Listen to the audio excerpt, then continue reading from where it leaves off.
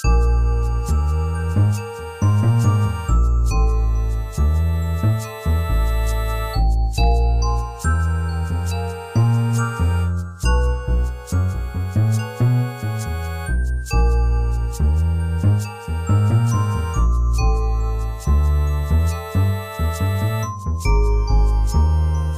to the Fantasy Zone. Get ready. This is One Controller Report Podcast, episode 66. Space Harrier. That's an arcade game I like. That's a pretty alright game. If you haven't played Space Harrier, it's pretty cool. It's like a kind of like an on rails like kind of Star Fox shooter thing. Anyways, the only reason I said welcome to the Fantasy Zone, get ready, is because I don't like that every episode of mine opens the same. Obviously, welcome to the Fantasy Zone, get ready is not going to be a thing. It just happened. But yeah, I just feel like the beginning of my show is so bland and boring, but I guess you have to introduce the podcast. This is me. I'm Benjamin Yoder, here to talk to you about video games and see where we go in life with these things that we play from time to time. I did not play any video games last night, but I did. So earlier this week, I actually got my package from Japan Retro Direct, which had a bunch of import stuff that I wanted to get. But the main reason I ordered anything in the first place is I bought a Super Famicom controller. Mostly because my Super Nintendo controller, the only one I have, is not in good condition. It's never been in good condition because I bought it used. But it's also the only one I have left. Long story, I don't have my Super Nintendo stuff anymore, but I did get that Super Nintendo controller back, and it was a really not in good condition controller. It worked for the most part. I played through Shaman King's Master Spirits with it, so it was doing it as well as it could. But like the back left, like down and left on the D-pad did not work well, and then also the R trigger was messed up. So I bought the Super Famicom controller. It's in pretty good condition. I mean, it's used still, so there's some discoloration and stuff like that, but it's good condition. Just wiped it off pretty good, and then and used it, and yeah, it plays really good and plays great. But because of that, I was just like, hey, why don't I just pop open this Super Nintendo controller and see what's going on inside? Because now I have no fear of breaking anything. Because if it breaks, I don't plan to use it anyways. So I did open it. It was kind of bizarre because like I opened it and then I was taking it apart, and I noticed that the A, B, X, Y buttons had like color codings written inside. And if you don't know, the Super Nintendo controller in America has like purple and lavender buttons, and then the Japanese one has like red, green, blue, and yellow. I think of the four. I'm not going to turn around and look at the Super Famicom controller literally sitting behind me. But yeah, and so it lists out those red, green, blue, yellow, and then it also lists out purple and lavender in there. And it was very bizarre because this morning, because I was working on it last night, this morning I opened up I use a Feedly for news and saw that Nadia Oxford at US Gamer had posted somebody else's post who had just talked about noticing this in the Super Nintendo controllers. I mean, obviously people have been opening Super Nintendo controllers for years and probably already knew about this. But it's just very bizarre for me to see that and then learn about it and be like, oh, that's kind of neat. And then wake up the next day and be like, oh, there's literally a news story about the thing I was looking at less than 24 hours ago. So yeah, that was kind of interesting. But yeah, I opened the thing up. That D-pad was disgusting. I think the only reason back and left may not have been working is just because it was so grungy in there. It looked like somebody just like smashed some garbage down there for the most part. But it's controllers. You should open your controllers up sometimes. I bet they're not super pretty inside either. But in this case, I think the nastiness was in there from before my hands got on this controller. I recall not using the controller much, specifically because the R trigger wasn't working. And I found out there's like these little, I don't know if you'd call them like paddles, but like little, like almost like little spindle things. The spindle's not a good word. It's like this circle plastic piece that connects to the L and R triggers, and both of those are broken on that Super Nintendo controller. But one in particular was like broken, but it was still in place, so it largely did the function it was supposed to do, even though it wasn't like sturdy. But the other one was broken, and it had like spun around the other way somehow. And then so like the R trigger was just like very loose. So I didn't fix it in any way. I don't know if like cement glue or something like that would work in that particular situation or not. I just didn't want to do anything. I don't know what would be sturdy enough to really help broken plastic. I might need to look into it. But so I just kind of like put it back into place to where it's kind of in the place that the other L and R trigger are, where it's like it's kind of loose, but it mostly sticks together in a way that it does still somewhat support the trigger. So I opened up and did that, and then I had a couple of other controllers over the years. I had a couple of PlayStation 2 controllers that had like a rattling inside, and the L1 which occasionally stopped working. So I opened that up, and what I found was the L1 had like a broken piece of plastic that was holding it in place that had broke out, and then was like getting caught in the mechanism, I guess you'd call it. So I got that plastic out, but then obviously the L and R button aren't like fully seated correctly, which I think at one point it did actually like flip over in there, and so that would make sense that the plastic housing wasn't holding it quite properly, depending on how you put the pressure on it. So I opened that up, worked on that controller, and then I opened up a GameCube controller that the analog stick it's not really broken, but it's kind of worn down in a way that is like undesirable to play with. So I opened my GameCube controller up and cleaned it out, and then I realized I could probably take the analog stick off pretty easily. I would think that the analog stick was like it's like, I guess in my mind an analog stick was like a ball inside the controller, but it's actually like this like half like cap that goes on top of a mechanism, which makes sense. I just never thought about it before, I guess. I think the Nintendo 64, does that have like a ball? Or it's like a ball attached to like a mechanism or something, like a very small ball. Anyways, so I opened that up. I took the analog stick out, and then I just like cleaned the controller out in general. And then I found online you could buy actually like analog sticks for the GameCube, which from what I'm reading, are not of the best quality, but it's probably better than what I had on my controller as is. So I just took them apart for now. I cleaned out everything, and I'm kind of leaving them like semi-disassembled. And I ordered some replacement analog sticks that I'm going to go ahead and put on the controller. I think they should be coming in Thursday, it sounds like. So yeah, it was an interesting little adventure. I've been trying to be more open to like opening up things, especially if I don't plan to use them anymore, if they're in like a bad condition. Like my laptop, I was having some issues with, so I went and just like took my laptop apart and fixed it, and I still don't have any real use for it. But hey, the SD card slot on it works, where my PC's SD card slot is a bit funky. Or actually, rather, I have a USB slot, but then I use like a SD card slot adapter, which doesn't always cooperate. So it's nice having a laptop that just has a slot on there that I can just like go, okay, let me just solve this issue by using my laptop instead. But I had fixed that SD card slot because it had stopped working too. So yeah, that was like the adventure I went on yesterday. And so I'm hoping probably tonight and tomorrow to play some more Sword Art Online Fatal Bullet, and then I'm going to try to finish up Hello Neighbor. I feel like I kind of have seen what I need to see out of that game, but when I looked it up online, it looks like I'm pretty much at the end of it, so I might as well finish it off. And I'll probably write something about it, but it'll probably be a situation where I'm writing something about it because I just happen to have finished it, not because I feel particularly passionate about it, which I don't know, like I have mentioned this in the before, I don't know how valuable that really is, but sometimes I don't want to just write about the things that I'm passionate about in terms of either liking it or disliking it.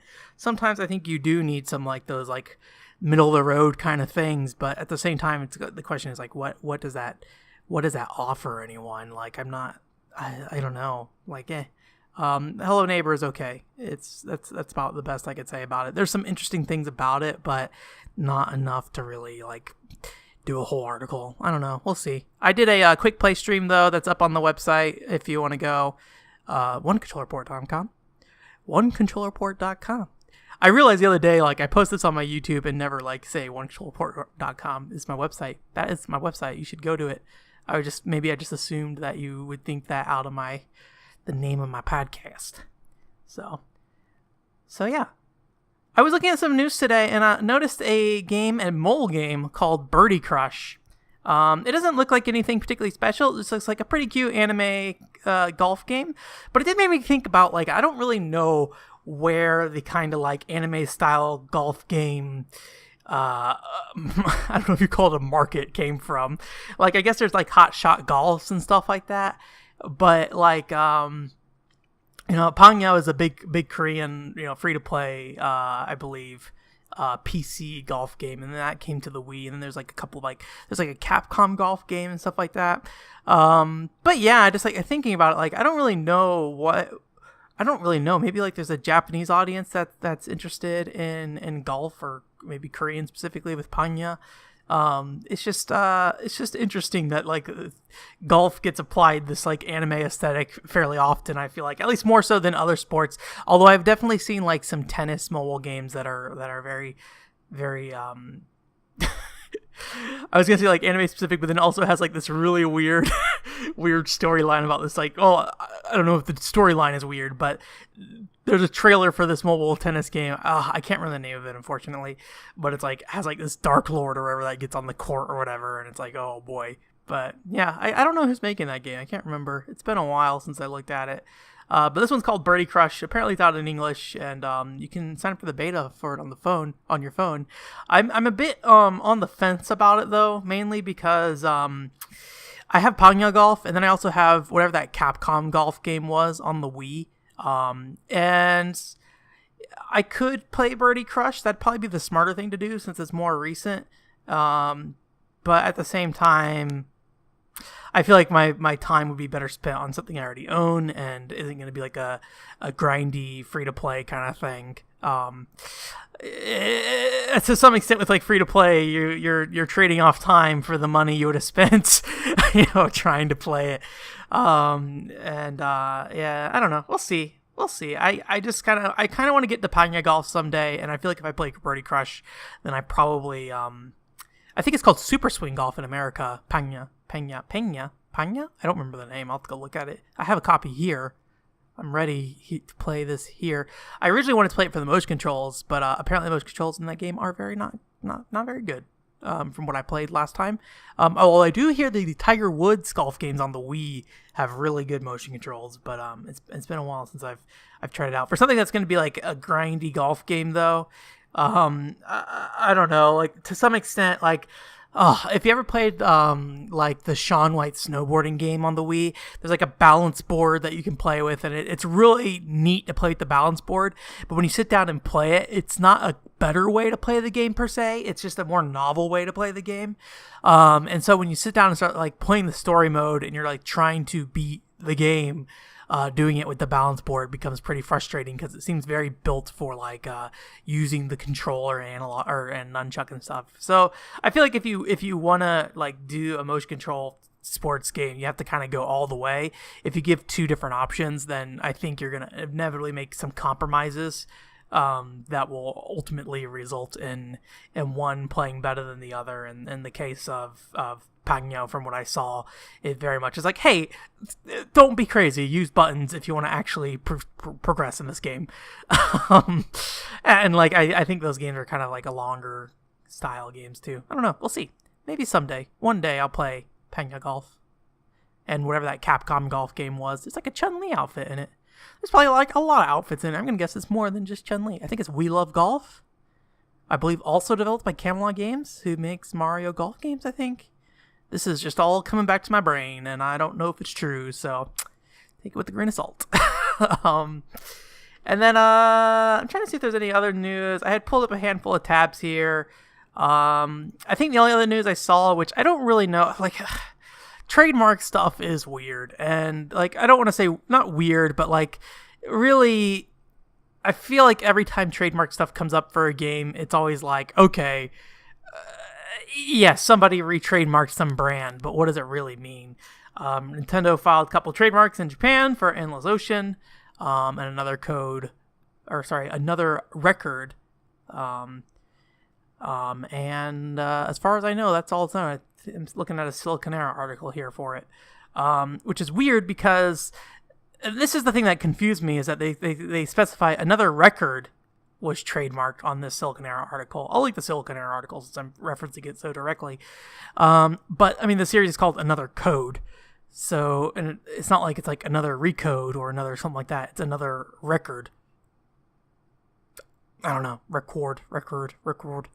So I don't know. And I mean, definitely another record. I'm guessing because that's not actually a name of anything, or a direct name of anything. That's totally like, hey, we're getting this because we have plans to do something with this name at some point.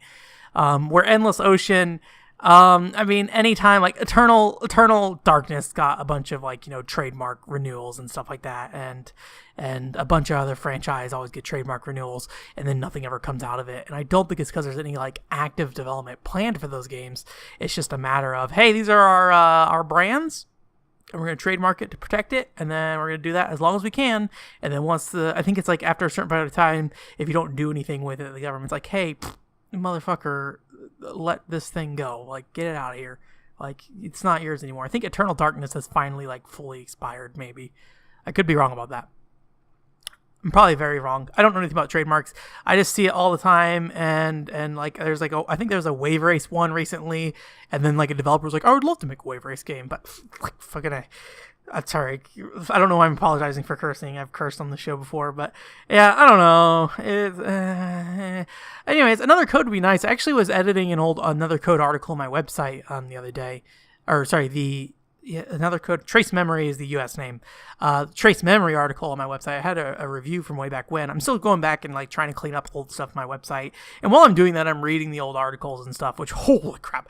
Don't go back to my first reviews because oh my gosh, they're terrible. It doesn't even look like I edited them. I'm like, what the heck was I doing? Jesus. But that's learning. That's learning about something. Learning things, I guess. Like I probably have made many a bad article in my life, but yeah, we grow and learn, I suppose. So yeah, I would be happy if there's another, like, if the Sing team, they worked on that I think it's like Cold Case Investigations or something like that. Cold Case Investigations, I believe it's called, for the eShop, and that game was very much of like, oh, you want a little flavor of Hotel Dusk, of one of their games they also did, Hotel Dusk, in your mouth, and you taste it like, yes, I do like this, and they're like, well, all you're getting is the taste, because we didn't make any more games of this. It clearly ran out of budget at some point. It felt like a game that should have been episodic, probably, and it definitely was not, or at least it did not come off as such, and I don't think there's been any announced plans for there to be new things. So Sing is a company, I like their games, and I was not a huge fan of Last Window just because it stuck so close to Hotel Dusk, but I'm curious to see what those people go on to do, and if they're making another code / Trace Memory, that's not a bad idea, especially since saying not a bad idea seems very, like, I don't know, weird to say that. It's not. I wouldn't mind another code / Trace Memory, but that last one was pretty handholdy to an extreme extent for the Wii. The Another Code R, and didn't get localized either. And I would love to see them try to do something new with Trace Memory, and then also make it something that isn't spending every 5 seconds reminding you the last 5 things that happened, because like every time we do a new location, Another Code R, they're like, oh, so and so I just met here says so and so because so and so did this like 10 hours ago. It's like, please, oh my god, you don't have to recap every part of the story every time you talk to somebody. It was crazy. It was pretty ridiculous. It's an alright game, though. Trace Memory is a good game. Hotel Dusk is the one I always recommend. Although, honestly, you could probably skip the Last Window to some extent. I don't know if there's any story ties, really. I'm sure there's some story ties. Kyle Hyde is a handsome man. I'll say that. Also, in my review for Trace Memory, I said that it was like a generic-looking anime game, which is like, it's not generic-looking at all. It actually has a very distinct style. I don't know why I said that. But hey, that's going back and reading your stuff. I thought I thought I was very indifferent to Yoshi's Island for the Super Nintendo. My general feelings are still that at the moment. But I went back and read my like article for Yoshi's Island, and I wouldn't say I was like very positive, but I was pretty positive about that game and like really liked it. And I'm very surprised because I don't feel like that's how I feel about the game now. That was maybe like 5 years ago, so it's not that long ago. I'm not sure why it was like that, but I think maybe my perspective of the end of Yoshi's Island is kind of foggy. I don't remember a lot of the egg stuff that I was talking about towards the end. I think my biggest gripe about the game, like in retrospect, thinking about it, was that I felt like there wasn't enough of the done with the eggs to some extent, like challenging the player and throwing eggs and stuff to a degree. And obviously you can do the speedrun stuff, but that's not part of the main game. Like, that's juggling eggs and stuff is not something you're expected to do while you're playing. But I remember my general feeling at this moment from my memory is that there wasn't enough of that stuff. But I was reading my review, and apparently I was saying at the beginning of the game there wasn't enough of that stuff. At the end, it had really embraced it in a way I thought was very good. So I was like, oh, well, apparently I misremembered this game to some extent. And that's probably the answer. Is like, I only remember the beginning of the game probably versus the end of the game. But, that's, hey, when you write a bunch of stuff, you forget that you did things about it. I forgot I wrote a Final Fantasy Tactics Advanced review. All those early reviews are so bad. If you want to go back, go to my recent section on my website and just go to page 60 or whatever it is, the last page, and start reading. And oh boy, it's pretty bad back there. I've updated probably the first 10 articles I've done with proper images and things like that. So yeah, I've come a long way, but maybe not far enough. For writing for 10 years, but I've been in my own bubble for so long. I guess it doesn't really, I shouldn't expect too much out of me. I'm basically teaching myself the entire way through. I've never really had a mentor. So, yeah. I guess that's going to be it for this week. If you like the fortune cookie section, I apologize. I leave it open every single podcast just in case I need it, but I only use it if I need it. So, yeah, I can't say, maybe we'll pull something up here in the next couple weeks or so, but, I've had enough to talk about, and maybe it seemed like I'm scraping the bottom of the barrel, but sometimes I want to talk about this weird golf game thing, Birdie Crush. It's not weird, but it's it just caught my eye, and I want to talk about it briefly, even if it means that I'm just going to skip over it pretty quickly. I doubt I will think about Birdie Crush more than this day that I've looked at it today. We'll see. It depends on, I guess, if I sit down and decide to play it. I think if anything, it'll probably just make me go and be like, oh yeah, I want to play Panga Golf, but we'll see. I'm having a hard time deciding on what game I want to do for the quick play stream. I'm finding, and so here's a problem. Most of the games I've beaten are back in my mom's house in Georgia, and I haven't been able to get them out here. I've been trying to, but some circumstances have led to it getting pushed off. And at some point, if I do go out there, I'll probably go ahead and grab some and bring them back. But when I moved out to my new place here across the country, essentially, I mostly brought games that I had already beaten, as much as I could. And unfortunately, that means a lot of the stuff that I have a lot of experience with is just still left in Georgia. so I'm trying to get that out here. But I think this week we're going to do Shinobi 3 Return of the Ninja Master.